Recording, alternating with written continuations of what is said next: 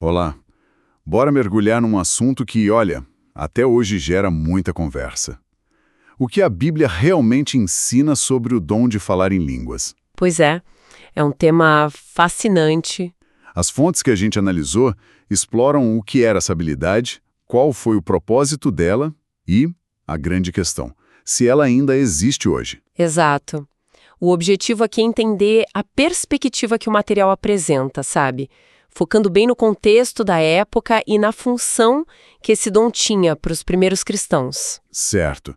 Então, para começar, o material define falar em línguas de um jeito bem específico, né? Sim, isso é fundamental. Não era um balbucio, um som aleatório. A definição é bem clara. A capacidade milagrosa de falar um idioma que a pessoa nunca tinha aprendido antes. E o ponto de partida de tudo é a festa de Pentecostes, lá no ano 33. A cena descrita é de uns 120 discípulos que recebem o Espírito Santo e, de repente, pessoas de várias nações ouvem eles falando sobre as coisas magníficas de Deus. E o detalhe crucial é esse: cada uma ouvia no seu próprio idioma. Imagina o impacto disso. Total. E o que é fascinante é o propósito duplo que as fontes apresentam. Primeiro, servia como um sinal para os descrentes. Isso. Uma prova, assim, visível de que Deus estava com aquele grupo. Bem parecido com os milagres que identificaram Moisés no passado, sabe? Era uma validação. Entendi.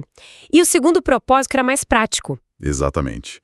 Era uma ferramenta que capacitava os discípulos a pregar para uma audiência internacional. A missão era fazer discípulos de todas as nações. E isso, de repente, quebrou a maior barreira que existia, a do idioma. Ok. E é aqui que a análise fica bem interessante. Porque o material argumenta que esse dom não era para sempre. Ele teria uma data de validade, por assim dizer.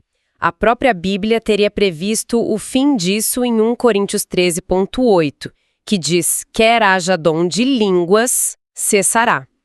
E a explicação para esse fim é bem lógica, né? É bem lógica, sim.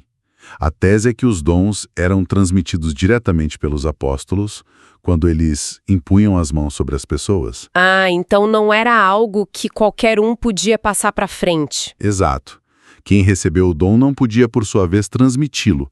O texto usa uma analogia ótima. Qual? Diz que ter uma carteira de motorista não te dá autoridade de emitir carteiras para outras pessoas. Faz todo sentido. Então, com a morte dos apóstolos e depois daqueles que receberam o dom diretamente deles, a habilidade teria simplesmente desaparecido. Isso teria se extinguido naturalmente por volta do fim do primeiro século. A corrente de transmissão foi interrompida. Certo. Então, se o dom de línguas cessou, segundo essa interpretação, como os verdadeiros cristãos seriam identificados dali em diante? Aí é que está a grande virada do argumento. O material é claro. Não por dons milagrosos, mas pelo amor. O amor. Sim, Jesus teria dito que o amor abnegado seria o sinal de identificação dos seus discípulos. E o apóstolo Paulo, no mesmo capítulo que fala que as línguas cessariam, descreve o amor como a principal qualidade do fruto do Espírito. Então a ênfase muda completamente. Sai do espetacular, do visível, e vai para uma qualidade de caráter, uma coisa interna. Exatamente. É uma transição do que você faz de milagroso para quem você é. Em resumo, então, a análise nos mostra o dom de línguas como uma ferramenta divina, temporária, e com um propósito muito claro para aquela era apostólica, né? Isso. Validar a nova fé e dar um impulso na sua expansão inicial. No final, a ênfase muda das manifestações espetaculares para qualidades de caráter que duram, como o amor.